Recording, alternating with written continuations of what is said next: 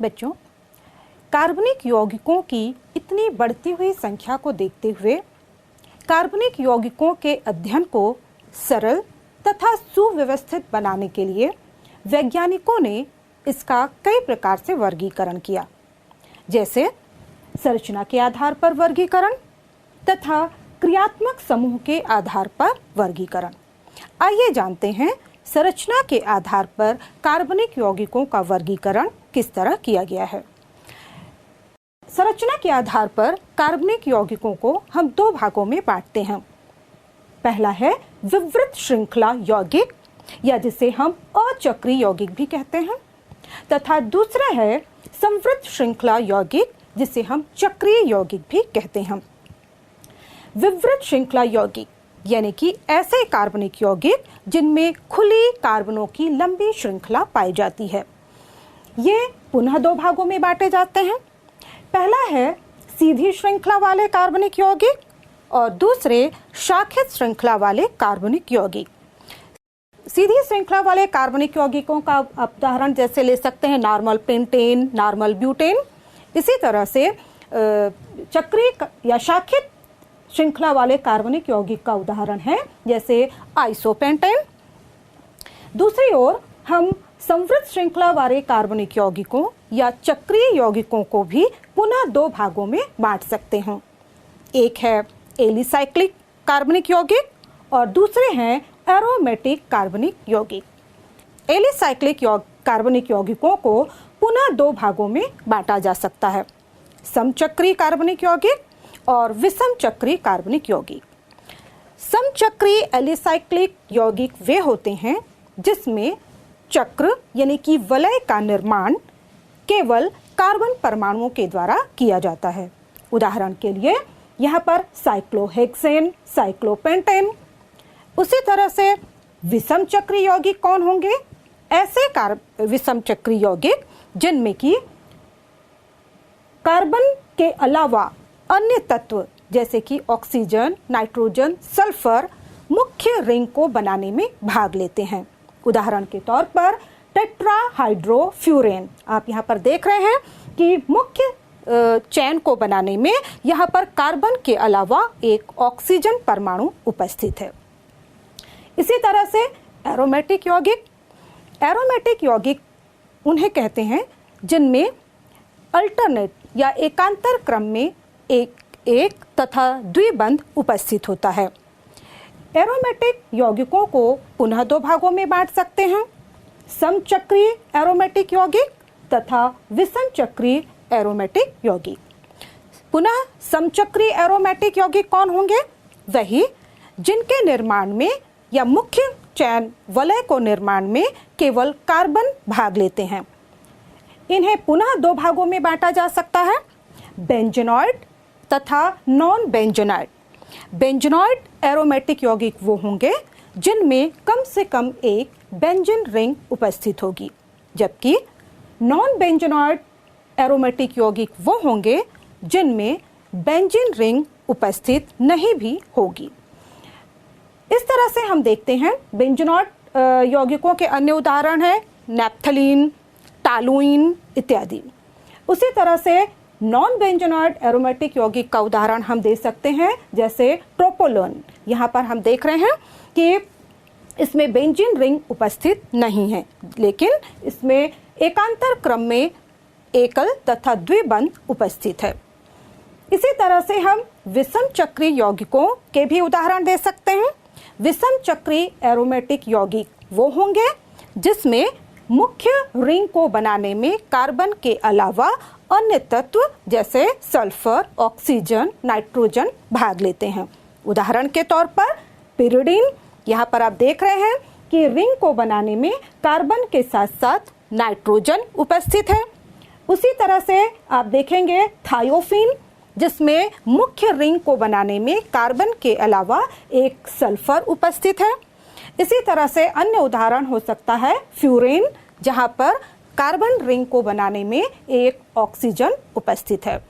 तो इस तरह से हम संरचना के आधार पर कार्बनिक यौगिकों का वर्गीकरण कर सकते हैं। दूसरी तरह से कार्बनिक यौगिकों का वर्गीकरण किया जाता है क्रियात्मक समूह के आधार पर। अब क्रियात्मक समूह क्या होते हैं? बच्चों, कार्बनिक यौगिकों में उपस्थित क्रियात्मक समूह वो परमाणु अथवा परमाणुओं का समूह होता है जो कि उस कार्बनिक यौगिकों के अभिलाक्षणिक रासायनिक गुणों के लिए जिम्मेदार होता है। ये बहुत से प्रकार के हैं, जैसे फिनोलिक समूह, एल्कोहलिक समूह, कार्बोक्सिलिक समूह इत्यादि। उदाहरण के लिए एल्कोहलिक क्रियात्मक समूह, जब हम मीथेन के एक हाइड्रोजन को हटाकर वहाँ पर एल्कोहलिक समूह जोड़ देते हैं तो हमें जो नया कार्बनिक यौगिक प्राप्त होता है वो एल्कोहल कहलाता है। इसी तरह से यदि हम मूल हाइड्रोकार्बन के हाइड्रोजन को अलग अलग क्रियात्मक समूहों से प्रतिस्थापित कर दें तो हमें अलग अलग प्रकार के कार्बनिक यौगिक प्राप्त होंगे जिनके रासायनिक गुण एक दूसरे से बिल्कुल भिन्न होंगे। लेकिन यदि समान क्रियात्मक समूह वाले जितने भी कार्बनिक यौगिक होंगे उनके गुण आपस में समान होंगे और इस तरह से इन कार्बनिक यौगिकों को एक अलग अलग समूह बना दिया गया क्रियात्मक समूहों के आधार पर और इस समूह को कहा जाता है सजातीय श्रेणी। जैसे सभी हाइड्रॉक्सिल समूह क्रियात्मक समूह वाले यौगिकों की एक श्रेणी होगी जिसे हम एल्कोहलिक श्रेणी कहेंगे।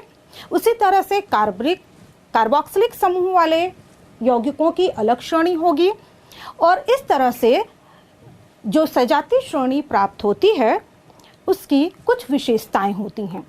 तो आइए जानते हैं सजातीय श्रेणी की कौन कौन सी विशेषता होती है। सबसे पहले रासायनिक गुण, जैसे कि मैंने कहा कि यदि एक क्रियात्मक समूह कार्बनिक यौगिक में उपस्थित है तो उन सभी के रासायनिक गुण आपस में समान होते हैं। दूसरा है सामान्य सूत्र। सजातीय श्रेणी के सभी सदस्यों को एक सामान्य सूत्र के द्वारा प्रदर्शित किया जा सकता है।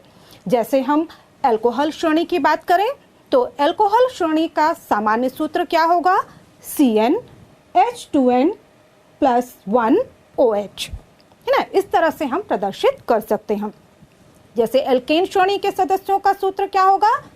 CnH2n+2। इसी तरह से एल्कीन श्रेणी के सदस्यों का सूत्र होगा CnH2n। और इस तरह से हम एक सजातीय श्रेणी के सभी सदस्यों को एक सामान्य सूत्र के द्वारा प्रदर्शित कर सकते हैं।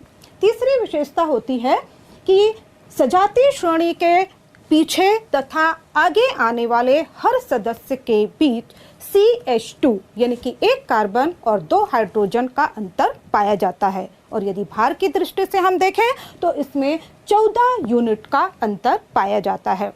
इसी तरह से सभी सजातीय श्रेणी के सदस्यों के भौतिक गुणों में क्रमिकता पाई जाती है।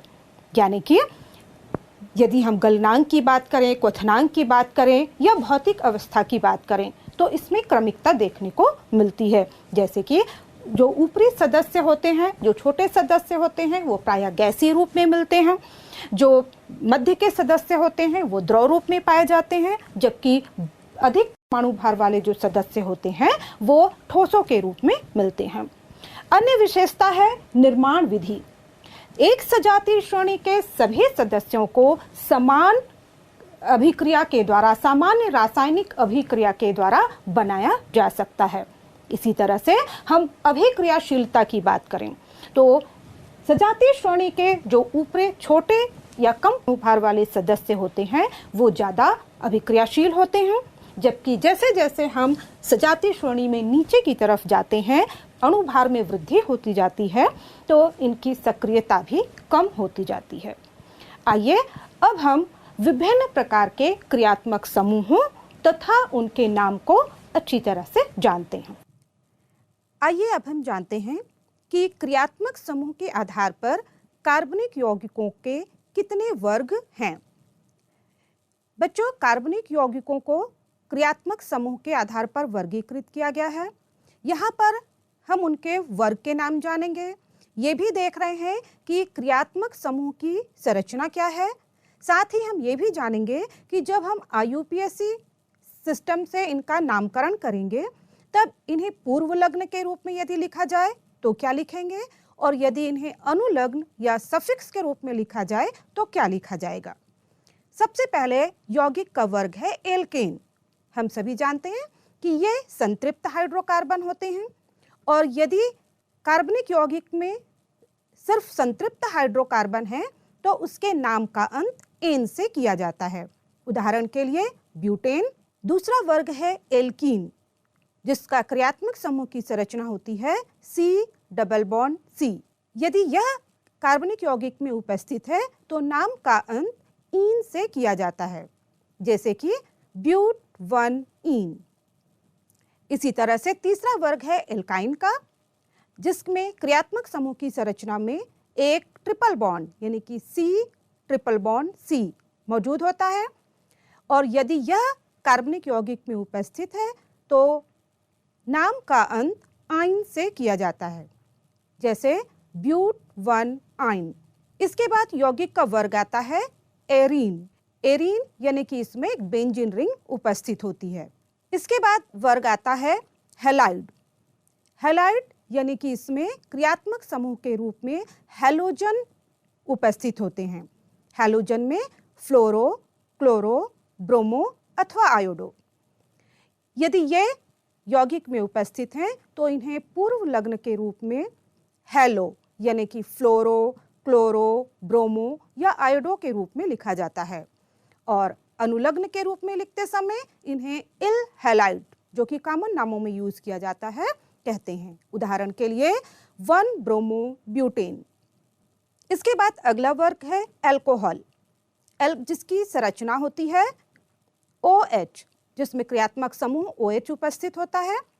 इसे पूर्व लग्न के लिखते समय हाइड्रोक्सी नाम का उपयोग किया जाता है, जबकि अनुलग्न के रूप में लिखते समय ऑल नाम दिया जाता है, जैसे कि ब्यूटेन-2-ऑल। अगला वर्ग है एल्डिहाइड, जिसका सूत्र है सिंगल बॉन्ड के साथ CHO।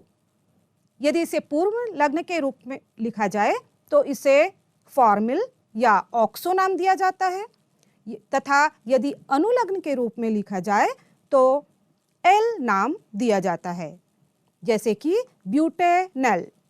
अगला वर्ग है कीटोन, जिसमें कार्बन C+O समूह मौजूद होता है। यदि इसे पूर्व लग्न के रूप में लिखा जाए तो ऑक्सो लिखते हैं, और यदि अनुलग्न के रूप में लिखा जाए तो ओन लिखा जाता है, जैसे ब्यूटेन-2-ओन। अगला समूह है नाइट्राइल, यानी कि इसमें साइनाइड C+N मौजूद होता है। यदि इसे पूर्व लग्न के रूप में लिखा जाए तो साइनो, और यदि अनुलग्न के रूप में लिखा जाए तो नाइट्राइल लिखा जाता है, जैसे पेंटेन नाइट्राइल। अगला वर्ग है ईथर, जिसका संरचना सूत्र होता है ROR, यानी कि इसमें ऑक्सीजन के दोनों ओर 2 एल्किल मूलक जुड़े होते हैं। इसे पूर्व लग्न के रूप में एल्कोक्सी लिखा जाता है। इसका उदाहरण है एथॉक्सी एथेन। अगला वर्ग है कार्बोक्सिलिक अम्ल, जिसका सूत्र है COOH, या इसे हम C+OH भी लिख सकते हैं। इसे पूर्व लग्न के रूप में कार्बोक्सी लिखा जाता है, और यदि इसे अनुलग्न के रूप में लिखना है तो इसे ओइक अम्ल लिखते हैं, जैसे ब्यूटेनोइक अम्ल। अगला वर्ग है एस्टर का, जिसका सूत्र है COOR। इसे पूर्व लग्न के रूप में लिखते हुए एल्कोक्सी कार्बोनिल तथा अनुलग्न के रूप में लिखते हुए OAT लिखा जाता है, जैसे मिथाइल प्रोपियोनेट। अगला वर्ग है एसिल हैलाइड, जिसका सूत्र होता है COX। यहाँ पर X हैलोजन को दर्शाता है, जो कि फ्लोरो, क्लोरो, ब्रोमो या आयोडो हो सकते हैं। इन्हें यदि पूर्व लग्न के रूप में लिखा जाए तो टैलो कार्बोनिल, तथा यदि अनुलग्न के रूप में लिखा जाए तो ऑयल हैलाइड लिखा जाता है, जैसे कि ब्यूटेनॉयल क्लोराइड। अगला वर्ग है एमीन, जिसका सूत्र है NH2, और यदि प्रतिस्थापी एमीन हो तो यहाँ पर नाइट्रोजन से जुड़े हाइड्रोजन को प्रतिस्थापित करके वहां पर मिथाइल समूह जुड़ा होता है। इन्हें पूर्व लग्न के रूप में एमिनो लिखा जाता है और अनुलग्न के रूप में लिखते समय एमाइन लिखा जाता है, जैसे 2-ब्यूटेनामाइन। अगला वर्ग है एमाइड का, जिनका सूत्र होता है CONH2। इसी तरह से CONH2 प्रतिस्थापी भी हो सकते हैं, जिसमें नाइट्रोजन से जुड़ा हुआ हाइड्रोजन एल्किल समूह R के द्वारा प्रतिस्थापित हो सकता है। एमाइड को यदि पूर्व लग्न के रूप में लिखा जाए तो कार्बाइल लिखा जाता है, और यदि अनुलग्न के रूप में लिखा जाए तो एमाइड लिखा जाता है, जैसे ब्यूटेनामाइड। अगला वर्ग नाइट्रो समूह है। नाइट्रो का सूत्र होता है NO2 और इसे पूर्व लग्न के रूप में नाइट्रो लिखा जाता है, जैसे 1-नाइट्रो-ब्यूटेन। अन्य वर्ग है सल्फोनिक अम्ल, जिसका सूत्र होता है RSO3H, जिसे पूर्व लग्न के रूप में सल्फो तथा अनुलग्न के रूप में सल्फोनिक एसिड लिखा जाता है। इसी तरह से थायो अल्कोहल, जिसका सूत्र होता है SH, और इसे पूर्व लग्न के रूप में मरकेप्टो तथा अनुलग्न के रूप में थाईऑल लिखा जाता है। तो बच्चों, नामकरण जानने से पहले हमें इन सभी क्रियात्मक समूहों के नाम, उनके सूत्र तथा उन्हें पूर्व लग्न के रूप में लिखते समय क्या नाम दिया जाता है तथा अनुलग्न के लिखते समय क्या नाम दिया जाता है, ये अच्छी तरह से याद होने चाहिए।